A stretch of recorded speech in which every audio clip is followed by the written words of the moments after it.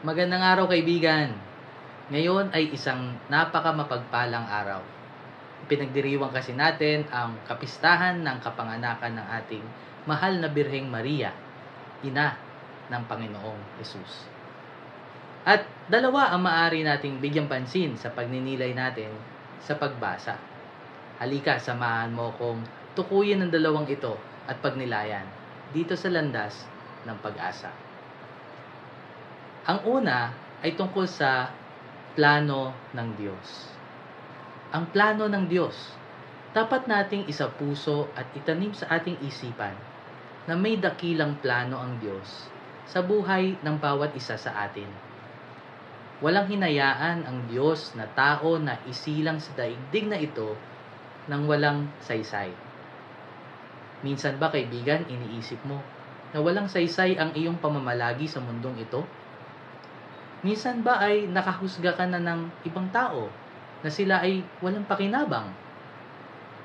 Ang mga pananaw katulad niyan ay pawang walang katotohanan. Dahil bawat buhay ay mayroong halaga at silbi. Sa ating ebanghelyo, mababasa natin ang pagkahaba-habang listahan ng salinlahi na pinagmulan ni Kristo. Bawat isang pangalan diyan, isang buhay. Bawat buhay ay mayroong saysay. At katulad ng buhay ni Maria na ginamit ng Diyos sa isang napakadakilang pamamaraan, ginagamit din tayo ng Diyos. Halimbawa na lamang, bilang isang magulang, ginagamit ka ng Diyos para maitaguyod, maalagaan ang iyong pamilya, ang iyong mga anak, ang iyong tahanan. Si Maria bilang ina ay kinasangkapan ng Diyos para mapalaking matalino, malakas, at mabuti si Jesus. Yan ay kasama sa paghahanda sa kanyang kakaibang misyon na itinalaga ng Diyos Ama. Madalas kasi naaayon sa ating ginagampanang papel sa buhay kung paano tayo ginagamit ng Diyos. Ikaw ba ay isang doktor? Ginagamit ka ng Diyos para magpagaling. Isa ka bang guro? Kinakasangkapan ka ng Diyos para magbigay karunungan at maghubog ng kaisipan ng iyong mga estudyante. Isipin mo kaibigan, ano ang papel na meron ka sa ngayon? At pagnilayan mo kung sa paanong paraan ka ginagamit ng Diyos. Ang pangalawang punto ng pagninilay natin ay karugtong niyang nauna. Ito ay ang pagsuko at pagsunod sa plano o kalooban ng Diyos. Ang katotohanan ay nasa ating buong loob na pagsuko at pagsunod sa kalooban ng Diyos ang pagkakataon nating matanggap ang biyayang inilalaan niya para sa atin.